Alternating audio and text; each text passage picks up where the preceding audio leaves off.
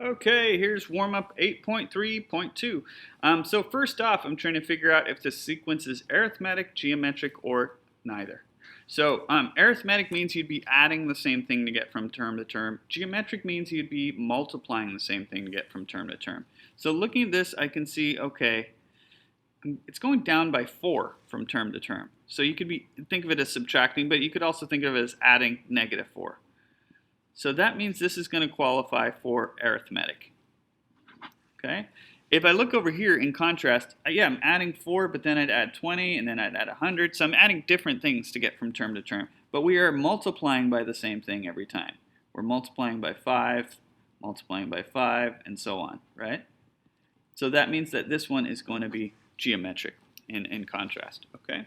All right, so there's different formulas. If I'm finding a specific term, my specific term builder formula for arithmetic looks like this. Okay, if I'm for a geometric one, the specific formula is different. It looks like this, right? Okay. All right. So let's work on this one first. Okay. So a sub 33. Well, I take the first term. I can see that's 33.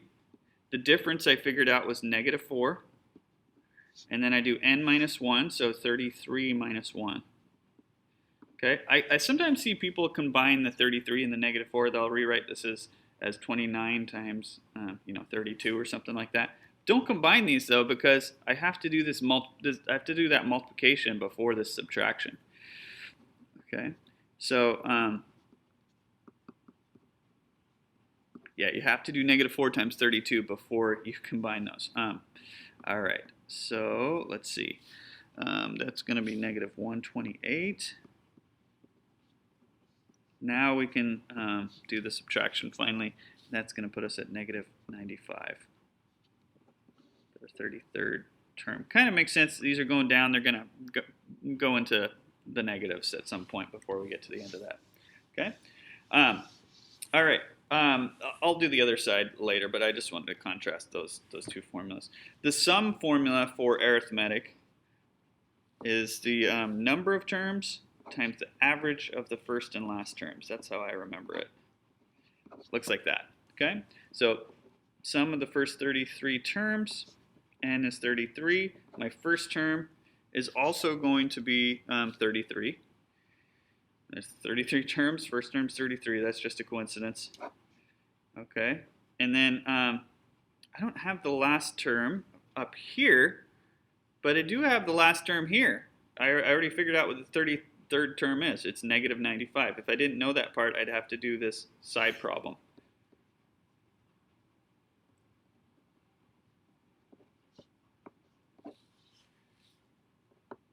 Okay, and then if you simplify the parentheses there, come out to negative 31. And final answer, negative 1,023. Okay. All right, now moving over the geometric side. So, hey, here's a new formula. R is going to be for the common ratio. Common ratio here is 5. That's what I'm multiplying to get from term to term. So first term, again, is just my first term here. That's 1. Ratio is going to be 5. And then I plug in 33 for n. Okay. Okay, so this is going to be 5 to the 32nd. Multiplying by 1 doesn't do much. Okay, and if you put that into a calculator, you're going to get a number out that is in scientific notation. So notice, this isn't just going to be 2.33. It's going to be 2.33, and then I got that E22, so that means times 10 to the 22nd, which really means that this decimal is moved 22 spots to the right. So it's a very large number. But I'm just going to round to, I'm going to leave it in scientific notation and round to the nearest hundredth there. So I'll write it like that. Okay. In my class, if your calculator gives you scientific notation, then just leave your answer in scientific notation. That's fine. Okay. And then finding the sum of the first 33 terms. This is what we did for arithmetic, but it's a different formula when we're working with geometric. Here is the formula here. It involves the ratio again.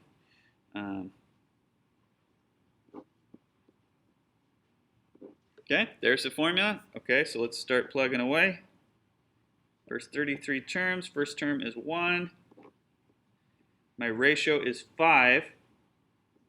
Okay, n is 33. And then 1 minus 5 for my denominator. Okay. So I'm going to use my calculator here for sure because I don't know what 5 to the 33rd is off the top of my head.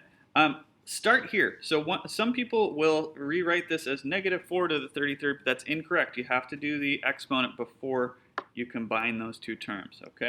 So I always start with this piece. So 5 to the 33rd, and I'm going to avoid rounding this as I go. This isn't scientific notation, but that's okay. I'm just going to leave it like that. So then I'm going to do 1 minus this number, and you can hit second negative to get that answer button down there. And that means that's just using this whole long decimal. So I got 1 minus that long decimal. So that's my numerator, right? This is my numerator, still in scientific notation. My denominator, I can see this is going to be negative 4. I'm just doing that in my head. That's negative 4, but I'm going to divide this by negative 4. Still in scientific notation, but now I've got that. I didn't round as I went, so now that I'm at my final answer, I am going to round a little bit. I'll call that about 2.91. Don't forget, it's times 10 to the 22nd. It's a very large number. Decimal is moved 22 spots to the right there if you wrote it in standard form. Okay, that's it for this warm-up. See you next time.